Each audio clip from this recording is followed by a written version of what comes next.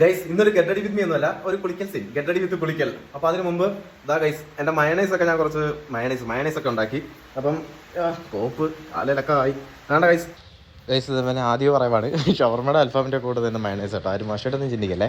പിന്നെ ഈ ഇത്രയും പ്യുവർ ബെഡ് റെസ്റ്റ് എടുക്കുന്ന എനിക്ക് പിന്നെ കളക്ടറേറ്റിൽ ഒരുങ്ങിയൊന്നും പോകാൻ പറ്റത്തില്ല. അതുകൊണ്ട് ജസ്റ്റ് ഒരു കുളിക്കൽ, ഗെറ്റ് റെഡി വിത്ത് മീ കുളിക്കൽ. അപ്പോൾ അത് തന്നെ സംഭവം വേണ്ട. താഴെ മൊത്തം പോയി ഗൈസ്. മയണൈസ് ഭയങ്കര കട്ടി മയണൈസാണേ ഉണ്ടാക്കിയത് ഭയങ്കര കട്ടി മയണൈസാണ്.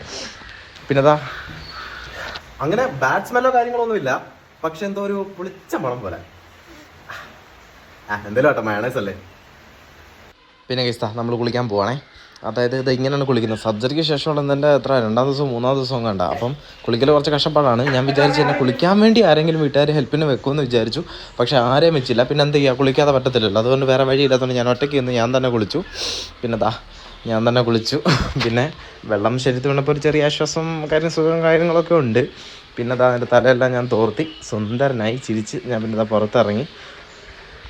എന്താ പറയുക, ശരിക്കും ഞാനിപ്പോൾ ആലോചിക്കുന്നുണ്ട്, എനിക്കൊരു പാർട്ണർ ഉണ്ടായിരുന്നെങ്കിൽ, അല്ലെങ്കിൽ ഒരു ഗേൾ ഫ്രണ്ട് ഉണ്ടായിരുന്നെങ്കിൽ, ഇപ്പം ഞങ്ങൾ ഒരുമിച്ച് കുറച്ച് മൊമെൻറ്റ്സ് സ്പെൻഡ് ചെയ്യുന്ന ദിവസങ്ങളാണ്. ഇപ്പം എന്തായാലും എൻ്റെ വീട്ടുകാർ വേണം അതിനുള്ള മണിയും ഇതാക്കിയാണ്. അതൊന്നും അല്ലെങ്കിൽ എനിക്ക് ഫെയ്റ്റ് ടാക്സി ഉണ്ടല്ലോ, എനിക്ക് അത്യാവശ്യം ഏണിങ്സ് ഞാൻ തന്നെ ഉണ്ടാക്കുന്നതുകൊണ്ട് ഞങ്ങൾ ഒരുമിച്ച് നിന്ന് ജീവിച്ച് പോകാനുള്ളതൊക്കെ ഞാൻ തന്നെ സെറ്റാക്കിയാണ്. അപ്പോൾ അവൾക്ക് എന്നെ കുളിപ്പിക്കുക, ഞങ്ങൾ ഒരു മൊമെൻറ്റ്സ് ഒക്കെ